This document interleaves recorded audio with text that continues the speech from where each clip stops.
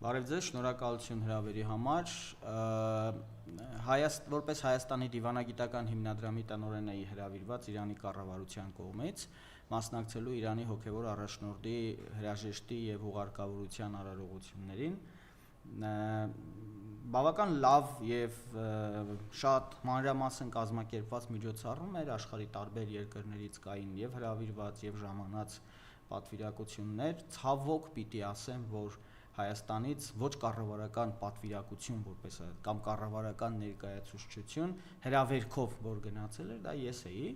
այնտեղ կային կուսակցական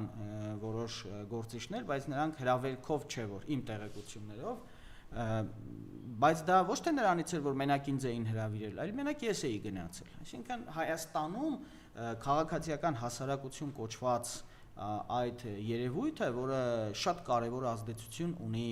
այսպես ասած հանրային դիվանագիտության մեջ public diplomacy կամ soft power, ինչպես ընդունված է աշխարհում ասել, այսինքն երբ որ դու կառավարություն չես, բայց կարողանում ես կառավարությանը հատուկ գործառույթներ իրականացնել, ցավոք սրտի Հայաստանում կամ չկան, կամ եթե կան էլ արևմտյան այսպես քարոզչության իրականացնողներ են։ Սա էր, տպավորությունների մասին պիտի ասեմ, որ յուրաքանչյուր օր ես մոտ 4 օր ամեն օր այցելում էի Մոսալա, այդ Իրանի երևի թե ամենամեծ մզկիթն է, որտեղ տեղի էր ունենում առաջնորդի վերջին հրաժեշտի արարողությունը, երևի օրական 3-ից 4 միլիոն մարդ էր այնտեղ ներկա լինում։ Պիտի ուրախությամբ ասեմ, ուրախությամբ ինչու եմ ասում, որովհետև Իրանի ժողովրդի կայունությունը համախմբված լինելը շատ կարևոր է մեզ համար, Հայաստանի եւ հայերիս համար, շատ այսպես գաղափարական հանրույթ է ձևավորված, երբ խոսքը վերաբերում է իրանցիներին, պարսիկներին, էթնիկ պարսիկներին, եւ մարդիկ շատ այսպես հայրենիքի գաղափարը, միասնական պետականության գաղափարը իրենց մոտ բավական ամուր է, եւ դա գալիս է Իրանի կառավարման համակարգից։ Ես պետք է շեշտեմ, որ վերջին երևի մի 15 տարին որպես հանրային գործիչ, որպես լրագրող ուսումնասիրում եմ Իրանի կառավարման համակարգը եւ շատ նախանձելի համակարգ է, ես շատ կուզենայի, որ օրինակ Հայաստանում երբևէ լիներ այդպիսի պետական կառավարման համակարգ, որը քանդել ուղղակի անհնար է, որովհետեւ դա ոչ թե անձնակենտրոն է, այսինքն ինչ որ մեկը նստած է, ասենք այաթոլան նստած է, այաթոլան չեղավ, պետությունը կամ կառավարությունը չկա, այդպես չի։ Այնտեղ այաթոլային հաջորդող բազմաթիվ այսպես պոտենցիալ այաթոլաներ կան եւ մեկի չեզոքացումը չի բերում պետական կառավարման չեզոքացման կամ քաոսի։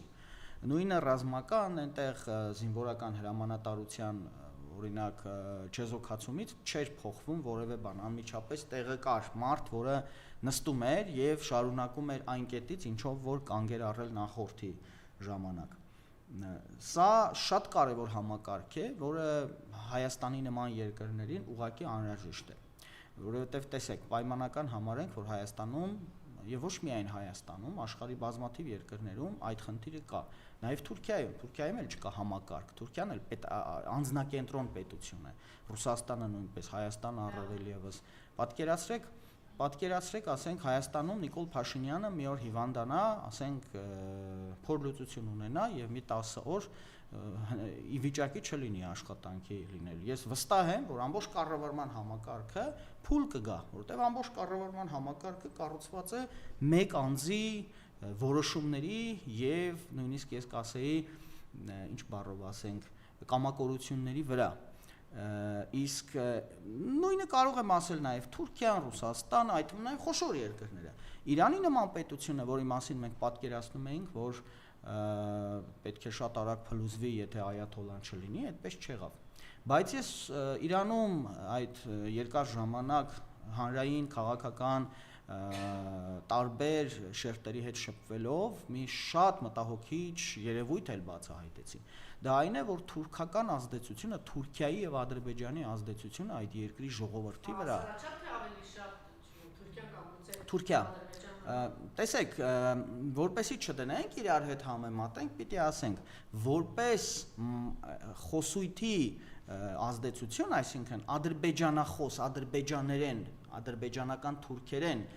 խոսող մարդկանց քանակը շատ մեծ է եւ գնալով մեծանում է։ Իսկ դուք լավ գիտեք, որ լեզուն քարոզչության ազդեցության կարևոր գործոն է։ Բայց քաղաքական ազդեցության առումով Թուրքիայի ազդեցությունն է շատ մեծ։ Պատկերացրեք, ասենք ես Հայաստանից ոչ կառավարական կազմակերպություններ, ոչ կառավարական ներկայացուցիչ մեկն էի, իսկ Թուրքիայից մոտավորապես 50 հոգի մարդիկ կային, եւ այնպես չէր, որ ասենք Թուրքիայի բնակչությունը շատ է, դրա համար Թուրքիայից շատ էին կանչել, բոլոր երկրներից հավասարության սկզբունքով էին հրավիրել։ Եկել էին, ոմանք եկել էին Իրանի կառավարության հրավերով, ոմանք եկել էին իրենց նախաձեռնությամբ, բայց միասնական էին աշխատում։ Մարդիկ իրար հետ այսպես գիտեին հստակ ինչ պետք է անել, շատ ակտիվ քարոզչություն էր, եւ պիտի ասեմ, որ ինչքան էլ մեզ դուր չգա դա ասել, Իրանի ժողովրդի վրա Թուրքիայի, Ադրբեջանի ազդեցությունը շատ մեծ է։ Անկամ հետաքրքիր մի բան տեղի ունեցավ, ճակերտավոր եմ ասում, հետաքրքիր, ինձ ներառել էին թուրքական խմբում եւ երբ որ ես հարց բարձրացրի թե չէ որ ես ինչ կապ ունեմ թուրքերի հետ դե ասացին որ դուք Հայաստանից միակն եք մենք էլ տարածաշրջանային խմբում ենք ներգրավել լավ ասացի որոշ այսպես քայլեր ձեռնարկեցի որպեսզի իրանցիներ նաեւ տաջիկներ ներգրավեն այդ խմբում որպեսզի ես մենակ ասենք միայն հայերի եւ թուրքերի հետ հա որպեսզի այդպես չլիներ Այո, տաջիկներ ներգրավեցին, իրանցիներ ներգրավեցին եւ պիտի ասեմ, որ ցավոք սրտի փորձագետներ, չէ, քաղաքական գործիչ, բայց ոչ պաշտոնյա։ Սա կարեւոր էր։ Այսինքն ես պաշտոնյաների հետ խմբում չեմ եղել։ Քաղաքական գործիչ, հանրային գործիչներ, գիտնականներ, մշակույթի գործիչներ եւ պիտի նաեւ ցավոք սրտի ասեմ, որ քանի որ այնպիսի մարդկանց էին ներգրավել իրանական կողմից, որոնք իհտե շատ հասկանում էին թուրքերեն, ազդեցությունը թուրքերի ազդեցությունը այդ պարսիկների վրա եւս շատ մեծ էր։ Եվ դա ես պիտի ասեմ ոչ թե գալիս էր ինչ որ այդ պահին ազդեց, այլ նրանց մոտ մշակութային ազդեցություն կար, բավական խորը ազդեցություն կա մշակութային, որովհետեւ մարդիկ գոնե վերջին 100 տարին ապրել են թուրքական այսպես թուրքալեզու միջավայրում, իսկ դա գիտեք, գալիս է դեռևս 17-րդ դարից։ Որոշակի ակնածանք էլ կար, այդպես կարելի է ասել։ Ես կասեի ոչ այնքան ակնածանք, որքան մշակութային ինքնության նույնականացում։ Այսինքն խոսում ես մարդկանց հետ, երևի այսպես ասեմ, 10-ից 9-ի հետ որ խոսում էի խմբում եւ կրկնում եմ անգրագետ պատահական մարդիկ չէին, էլի, ասում եմ դուք էթնիկ ինչ խմբի եք պատկանում, ես պատասխանում եմ Ben Türk'üm, այսինքն ես թուրք եմ, ասում եմ, բայց չէ որ դու օրինակ հյուսիսային Իրանից ես, օրինակ Սալմաստից ես, Սալմաստում պատմականորեն պարսկական էթնիկ ազարի խումբն է, ասում եմ, հա, ազարիները թուրք են, փորձում եմ բացատրել այդ մարդկանց եւ պարզվում է, որ իրենք դպրոցում հյուսիսային Իրանում ակտիվ դասավանդվում են, այսպես այնտեղ քարոզվում է, որ թուրքախոս, այսինքն Իրանի հյուսիսում ապրող, այդ մեր պատկերացրած Թավրիզ, Ուրմիա, Սալմաստ, Խոյ գավառներում դեպի Արդաբիլ եւ այլն համատարած քարոզվում է գումարած եւ դպրոցներում պատկերացրեք, ինչու դպրոցներում, որովհետեւ ուսուցիչները իրենք եւս այդ ազդեցության կրողներ են եւ նաեւ Այնտեղ կան մի քանի ադրբեջանական, թուրքական, արբանյակային հեռուստատեսություններ, որոնք եւս առավոտից գիշեր այդ քարոզչությունն են տանում։ Սա ինձ մտահոգում է երկարաժամկետ առումով, որտեղ վաղ թե ուշ դուք հիշում եք 2020 թվականի պատերազմի ժամանակ, երբ որ ադրբեջանական ահաբեկչական խմբերը հասել էին, այսինքն հասնել որն է Նիկոլ Փաշինյանը տվել էր այդ դիրքերը դեպի Կովսական եւ այլն, իսկ դա անմիջապես Իրանի այսպես սահմանակից Արաքս գետից այն կողմ հավաքվել էին բազմաթիվ հարյուրավոր մարդիկ եւ ծափահարում էին այսպես ուղիղ եթերում կամ այսպես ականատեսով նայում էին հայ-ադրբեջանական այդ պատերազմին, ճակատամարտերին եւ ծափահարում էին ադրբեջանցիների հաջողությունները։ Սա խոսում է նրա մասին, որ մարդիկ քարոզչության ազդեցության տակ են։ Ես օրինակ փորձեցի կազմակերպել մի քննարկում, պատմական քննարկում մարդկանց ապացուցելու եւ դրան մասնակցեցին ոչ միայն թուրքեր, ադրբեջանցիներ, պարսիկներ, տաջիկներ, այլև այլ երկրներից, Մալազիայից, Հնդկաստանից եւ այլն, տարբեր արաբական երկրներից ներկայացուցիչներ, ներկայացնելու Մերձավոր Արևելքի, հատկապես Հայաստանին առնչվող վերջին 100 տարվա աշխարհաքաղաքական պատմական զարգացումները։ Ցավոք սրտի պիտի ասեմ, որ տոտալ անգրագիտություն է։ Ինչքան էլ որ մենք Հայաստանում ենք խոսում, որ Հայաստանում կա անգրագիտություն, մարդիկ ոչ պատմությունից են տեղյակ են, որ ասում են ոչ խելք ունեն, ոչ մեղք, նույնը այնտեղ էր։ Լավ, ես թուրքերի մասին չեմ խոսի, որովհետև դա նրանց դեպքում բնական է եւ նրանք իրենց քարոզչության տեսանկյունից պետք էլ չի որ իմանան ճշմարտությունը, իրենց տեսանկյունից։ Բա պարսիկները եւ միակ մարդիկ, որքան էլ ձեզ համար զարմանալի լինի, տաջիկներն էին, որոնք լավ գիտեին պատմություն եւ հստակ դիրքորոշում ունեին թուրքերի ու ադրբեջանցիների նկատմամբ, բացասական առումով։ Տաջիկները։ Մյուսները, ասենք Հնդկաստանից, Մալազիայից, արաբական երկրներից, Շրի Լանկայից, տոտալ անգրագիտություն։ Ոչինչ չգիտեն ոչ աշխարհաքաղաքական իրավիճակներից, ոչ ընդհանրապես օրինակ աշխարհի վերաբաժանումները, առաջին վերաբաժանում, երկրորդ վերաբաժանում, այսօր ինչ է տեղի ունենում, ի վերջո ինչպես օրինակ տարածաշրջանը աշխարհակարգերը ինչպես են, ինչպես օրինակ պարսիկները անգամ չգիտեն, որ ասենք թուրքերը երբ հայտնվեցին մեր տարածաշրջանում։ Չէ՞ որ սելջուկների հայտնվելուց հետո էր, որ 1064 թվականից հետո Այո, արձագանքում էին թուրքերը բնականաբար իրենց քարոզչության տեսանկյունից, բայց բավական հետաքրքիր այսպես կոնֆլիկտային բանավեճ առաջացավ, եւ քանի որ ես որդեգրել էի կոշտ եւ փաստական այսպես դիրքորոշում, իրենցից մի քանիսը կեսից ուղակի հեռացան, պարսիկները սկսեցին ամենք չգիտեինք այդ մասին եւ այլն, օրինակ 17-րդ դարի Շահ Աբասի արշավանքի մասին բավական մանրամասն ներկայացրի, որ այնտեղ Ղզլբաշները թուրքական ցեղեր էին, որոնք գլխացավանք դարձան հենց պարսիկների համար եւ հետագայում այդ Աֆշար ցեղերը, այդ մյուսները եւ այլն, որ տարածվեցին Իրանի հյուսիսում թուրքական ցեղերը, ուղղակի փորձանք դարձան եւ Իրանի համար եւ պարսիկները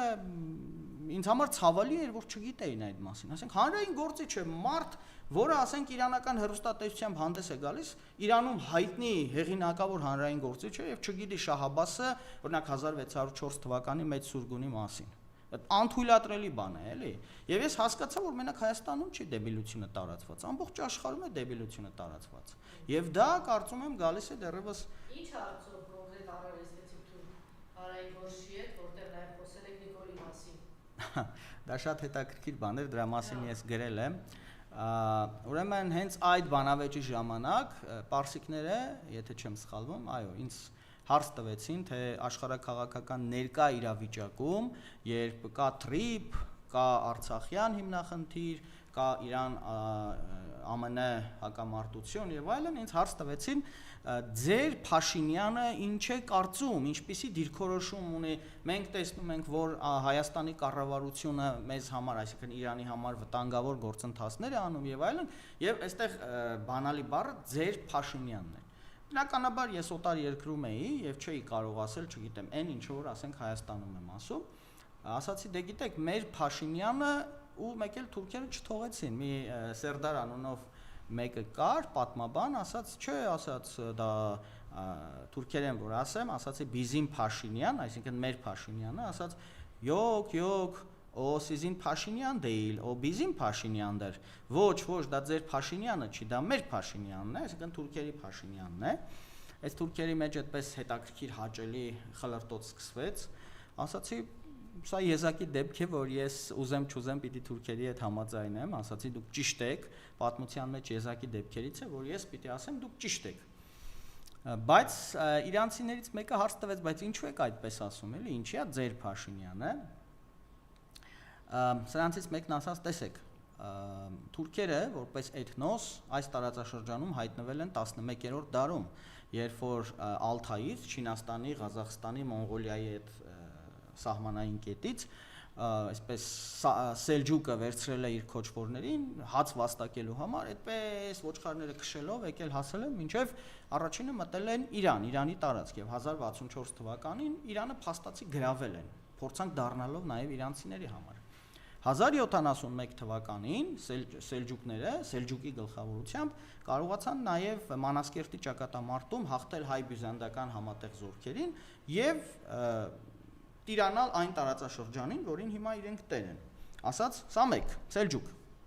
Երկրորդը թուրքական պատմության մեջ, այս 1000 տարվա պատմության մեջ, երկրորդը ասած Աթաթուրքն է, որովհետեւ Թուրքիան ասած գոյություն չուներ 1918 թվականի հոկտեմբերի 30-ի Մուդրոսի զինադադարից հետո չկար Թուրքիա, անգլիական զորքերը գրավել էին Կոստանդնուպոլիսը, որպես այդպեսին Թուրքիան արդեն կործանված էր։ Եվ Աթաթուրքը ասած կարողացավ փրկել, ասենք, կարծեմ 5 միլիոն քառակուսի մետր Օսմանյան կայսրությունից փրկել 700,000 քառակուսի կիլոմետր թուրքական պետություն եւ որոշակի բարեփոխումներ անել, սահմանադրություն գրել, թուրքական գաղափարախոսական ծրագիր գրել, Այբուբեն եւ այլն։ Եվ ասած երրորդը թուրքերի պատմության 1000 տարվա մեջ ամենամեծ գործիչը Նիկոլ Փաշինյանն է, որովհետև ասած տեսեք, եթե Աթաթուրքը կարողացավ փրկել Թուրքիայի մնացորդները, բայց մեր ասած մեր հերրահար ծրագրի մեջ մտնում է մեծ Թուրքիայի, մեծ Թուրանի գաղափարը, որը Թուրքիայով պետք է ցամաքային ուղիներով գնա հասնի Ռուսաստանի կեսը գրավելով Վրաստան, Ադրբեջան եւ այլն, մինչեւ Ալթայ, մինչեւ իրենց նախահայրենիք Ղազախստան եւ այլն։ Ասած Նիկոլ Փաշինյանը 2023 թվականի իր գործողություններով մեզ համար շատ կարևոր քարտ բլանշ տվեց, օգնեց, որպեսզի մենք կարողանանք կարևոր քայլ անենք, որովհետև ասած մինչ այդ Թուրքիան փաստացի հնարավորություն չուներ ցամաքային կապ ունենալ այդ, բայց ասած 23 թվականին իր բառերով մոտավորապես ասում էր, որ Հայաստանը ոսկոր էր Թուրքիայի թուրքական այդ պանթյուրքիզմի կոկորդում, բայց ասած Նիկոլ Փաշինյանը ջարդեց այդ ոսկորը եւ մենք շնորհակալ ենք եւ նրան համարում ենք թուրքական 1000 տարվա պատմության 3 խոշորագույն գործիչներից մեկը։ Այստեղ պարսիկներից մեկը այսպես որ կողքս նստած էր, ասած ցավակցում եմ ես հայ ժողովրդին։ Հետո իհարկե նմանատիպ բանավեճեր քննարկումներ եւ այլն էլի եղան, ես մանրամասն ներկայացրի պատմությունը եւ այլն, բայց գիտեք, պատմությունը մի բան է, մենք սիրում ենք խոսել միայն պատմության մասին, անցյալի մասին, իսկ ապագայի մասին մենք կարծես թե այսպես սիրում ենք մեր անցյալի փառքով ողջևորվել, իսկ ապագան ինչ պիտի լինի, այսպես կենացներում էլ է, չէ՞, այդպես։ Անցյալում եք ծառազապես փառքով բաներ։ Ինչը որ ունեցել ենք։